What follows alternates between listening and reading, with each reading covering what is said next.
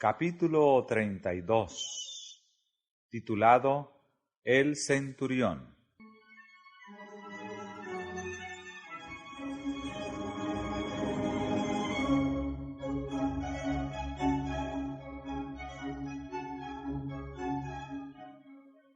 Cristo había dicho al noble cuyo hijo sanara: si no viereis señales y milagros, no creeréis. Le entristecía que su propia nación requiriese esas señales externas de su carácter de Mesías. Repetidas veces se había asombrado de su incredulidad, pero también se asombró de la fe del centurión que vino a él. El centurión no puso en duda el poder del Salvador. Ni siquiera le pidió que viniese en persona a realizar el milagro. Solamente di la palabra, dijo, y mi mozo sanará.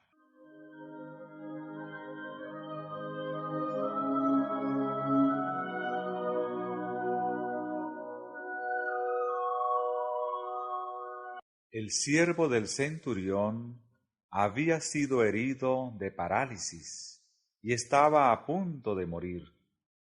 Entre los romanos, los siervos eran esclavos que se compraban y vendían en los mercados, y eran tratados con ultrajes y crueldad. Pero el centurión amaba tiernamente a su siervo y deseaba grandemente que se restableciese.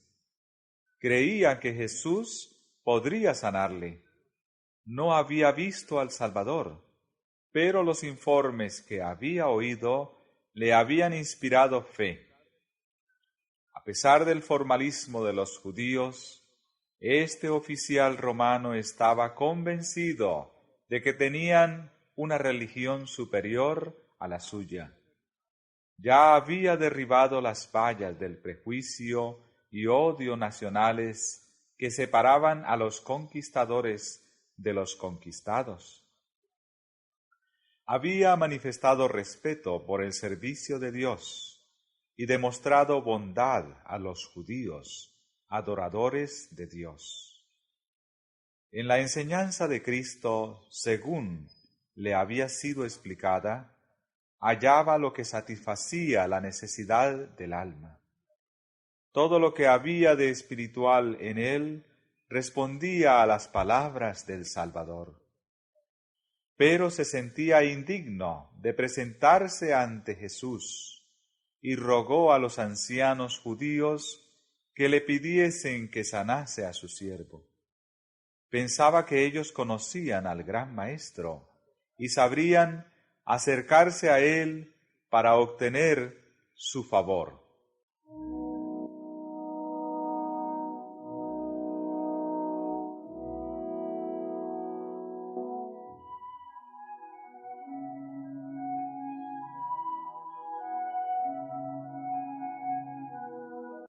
Al entrar Jesús en Capernaum, fue recibido por una delegación de ancianos, que le presentaron el deseo del centurión.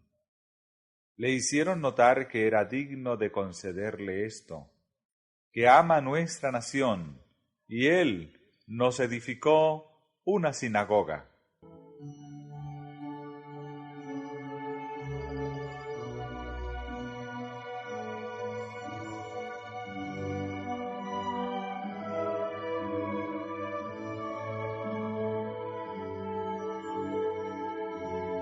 Jesús se puso inmediatamente en camino hacia la casa del oficial, pero, asediado por la multitud, avanzaba lentamente. Las nuevas de su llegada le precedieron, y el centurión, desconfiando de sí mismo, le envió este mensaje: Señor, no te incomodes, que no soy digno que entres debajo de mi tejado. Pero el Salvador siguió andando, y el centurión, atreviéndose por fin a acercársele, completó su mensaje diciendo: ni aun me tuve por digno de venir a ti. Mas di la palabra, y mi siervo será sano.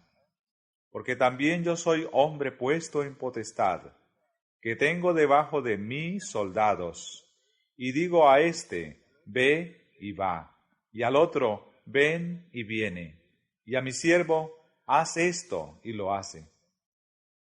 Como represento el poder de Roma, y mis soldados reconocen mi autoridad como suprema, así tú representas el poder del Dios infinito, y todas las cosas creadas obedecen tu palabra.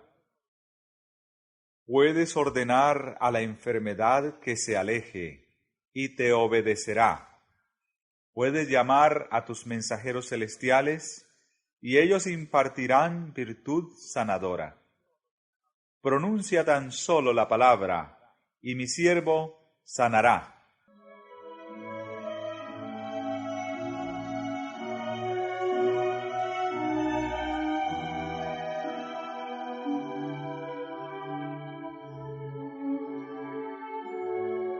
Lo cual, oyendo Jesús, se maravilló de él, y vuelto, dijo a las gentes que le seguían: Os digo que ni aun en Israel he hallado tanta fe. Y al centurión le dijo: Como creíste, te sea hecho. Y su mozo fue sano en el mismo momento.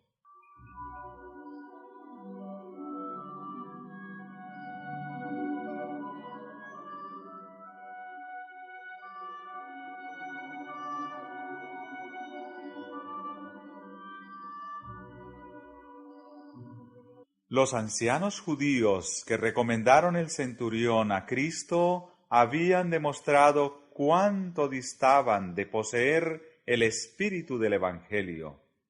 No reconocían que nuestra gran necesidad es lo único que nos da derecho a la misericordia de Dios. En su propia justicia alababan al centurión por los favores que había manifestado a nuestra nación. Pero el centurión dijo de sí mismo: No soy digno. Su corazón había sido conmovido por la gracia de Cristo. Veía su propia indignidad, pero no temió pedir ayuda. No confiaba en su propia bondad. Su argumento era su gran necesidad. Su fe echó mano de Cristo en su verdadero carácter. No creyó en él meramente como en un taumaturgo, sino como en el amigo y salvador de la humanidad.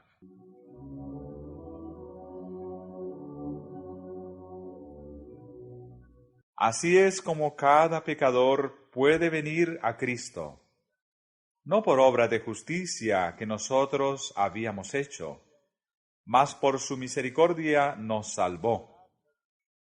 Cuando Satanás nos dice que somos pecadores y que no podemos esperar recibir la bendición de Dios, digámosle que Cristo vino al mundo para salvar a los pecadores. No tenemos nada que nos recomiende a Dios, pero la súplica que podemos presentar ahora y siempre es la que se basa en nuestra falta absoluta de fuerza, la cual hace de su poder redentor una necesidad.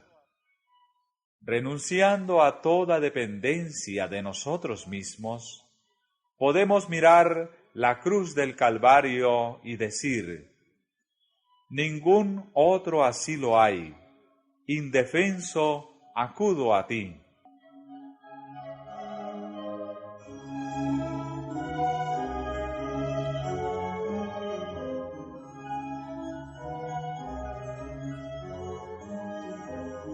Desde la niñez, los judíos habían recibido instrucciones acerca de la obra del Mesías. Habían tenido las inspiradas declaraciones de patriarcas y profetas y la enseñanza simbólica de los sacrificios ceremoniales, pero habían despreciado la luz y ahora no veían en Jesús nada que fuese deseable. Pero el centurión, nacido en el paganismo y educado en la idolatría de la Roma imperial, adiestrado como soldado, aparentemente separado de la vida espiritual por su educación y ambiente, y aún más por el fanatismo de los judíos y el desprecio de sus propios compatriotas para con el pueblo de Israel, percibió la verdad a la cual los hijos de Abraham eran ciegos. No aguardó para ver si los judíos mismos recibirían a aquel que declaraba ser su Mesías.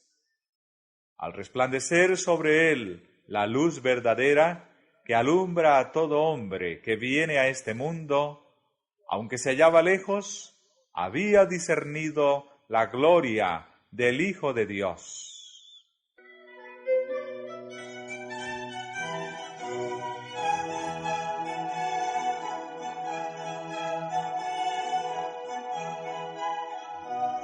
Para Jesús, ello era una prenda de la obra que el Evangelio iba a cumplir entre los gentiles. Con gozo miró anticipadamente a la congregación de almas de todas las naciones en su reino. Con profunda tristeza describió a los judíos lo que les acarrearía el rechazar la gracia.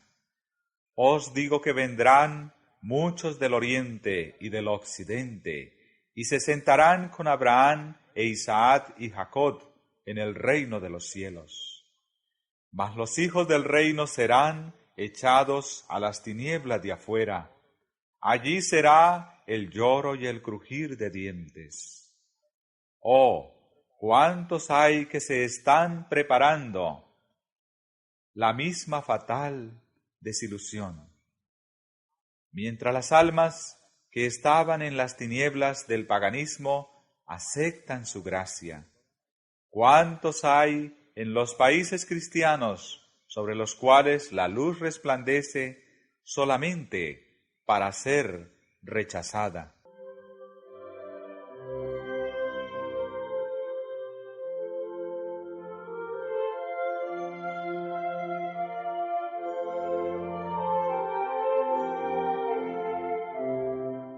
A unos 30 kilómetros de Capernaum, en una altiplanicie que dominaba la ancha y hermosa llanura de Esdraelón, se hallaba la aldea de Naín, hacia la cual Jesús encaminó luego sus pasos. Le acompañaban muchos de sus discípulos con otras personas, y a lo largo de todo el camino la gente acudía, deseosa de oír sus palabras de amor y compasión, trayéndole sus enfermos para que los sanase, y siempre con la esperanza de que él, que ejercía tan maravilloso poder, se declararía Rey de Israel. Una multitud le rodeaba a cada paso, pero era una muchedumbre alegre y llena de expectativa la que le seguía por la senda pedregosa que llevaba hacia las puertas de la aldea montañesa.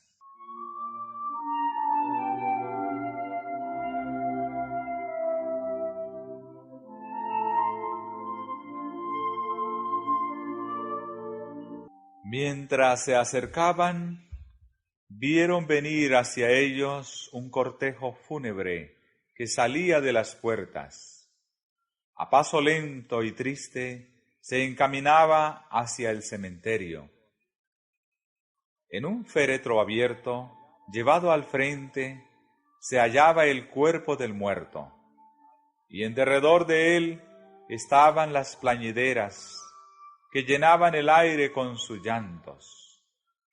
Todos los habitantes del pueblo parecían haberse reunido para demostrar su respeto al muerto y su simpatía hacia sus afligidos deudos.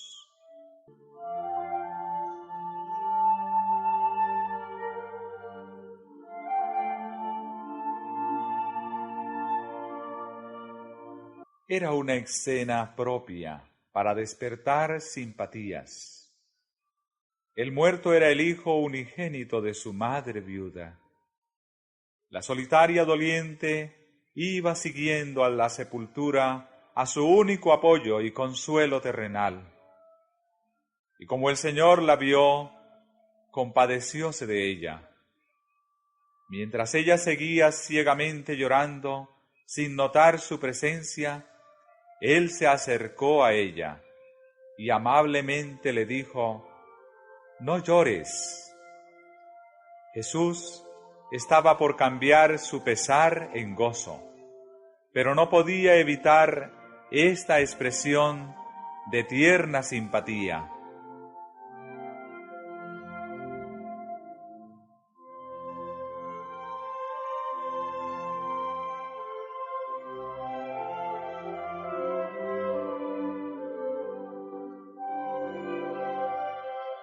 Y acercándose, tocó el féretro. Ni aun el contacto con la muerte podía contaminarle. Los portadores se pararon y cesaron los lamentos de las plañideras.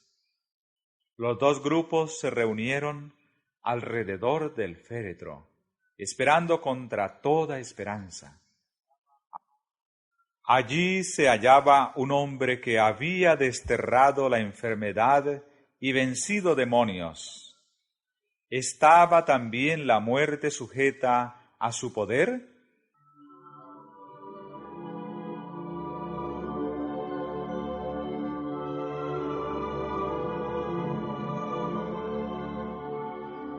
Con voz clara y llena de autoridad, pronunció estas palabras: «Mancebo, a ti digo, levántate». Esa voz penetra los oídos del muerto. El joven abre los ojos. Jesús le toma de la mano y lo levanta. Su mirada se posa sobre la que estaba llorando junto a él, y madre e hijo se unen en un largo, estrecho y gozoso abrazo. La multitud mira en silencio como hechizada, y todos tuvieron miedo. Por un rato permanecieron callados y reverentes, como en la misma presencia de Dios. Luego glorificaban a Dios, diciendo: «Que un gran profeta se ha levantado entre nosotros, y que Dios ha visitado a su pueblo». El cortejo fúnebre volvió a Naín como una procesión triunfal, y salió esta fama de él por toda Judea y por toda la tierra de alrededor.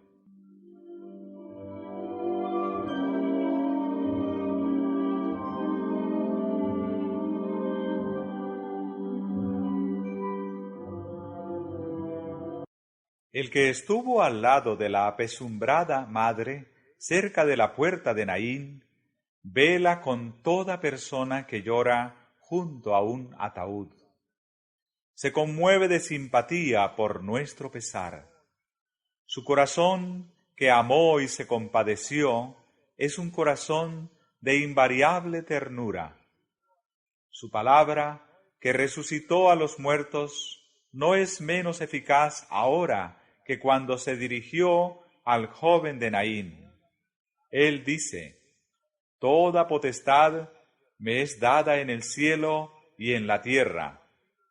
Ese poder no ha sido disminuido por el transcurso de los años, ni agotado por la incesante actividad de su rebosante gracia. Para todos los que creen en Él, es todavía un Salvador viviente.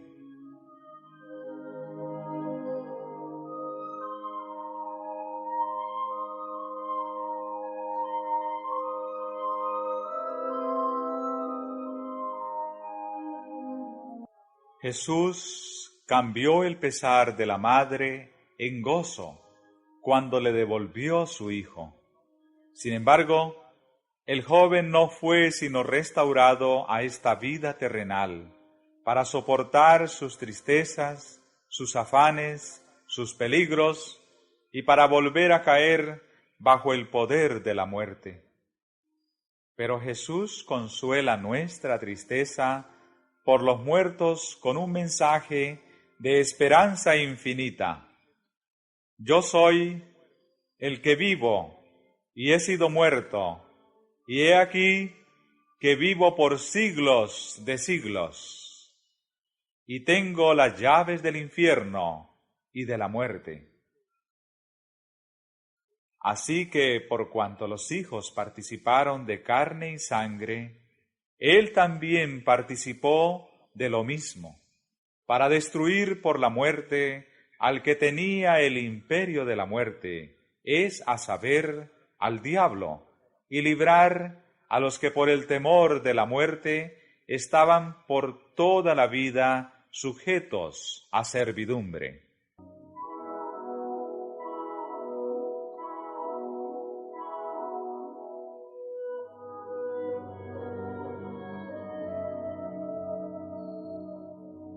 Satanás no puede retener los muertos en su poder cuando el Hijo de Dios les ordena que vivan. No puede retener en la muerte espiritual a una sola alma que con fe reciba la palabra de poder de Cristo.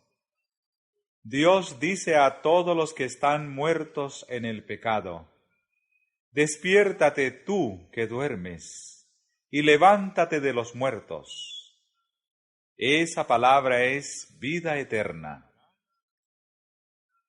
Como la palabra de Dios que ordenó al primer hombre que viviera, sigue dándonos vida. Como la palabra de Cristo, mancebo, a ti digo, levántate, dio la vida al joven de Naín, así también aquella palabra, levántate de los muertos, es vida para el alma que la recibe. Dios nos ha librado de la potestad de las tinieblas y trasladado al reino de su amado Hijo. En su palabra todo nos es ofrecido. Si la recibimos, tenemos liberación.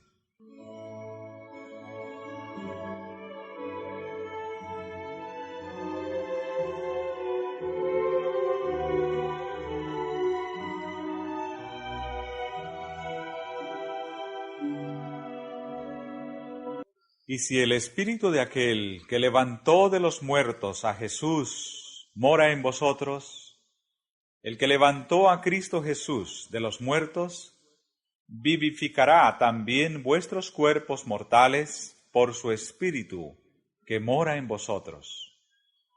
Porque el mismo Señor, con aclamación, con voz de arcángel y con trompeta de Dios, descenderá del cielo, y los muertos en Cristo resucitarán primero. Luego nosotros, los que vivimos, los que quedamos, juntamente con ellos, seremos arrebatados en las nubes a recibir al Señor en el aire, y así estaremos siempre con el Señor. Tales son las palabras de consuelo con que Él nos invita a que nos consolemos unos a otros.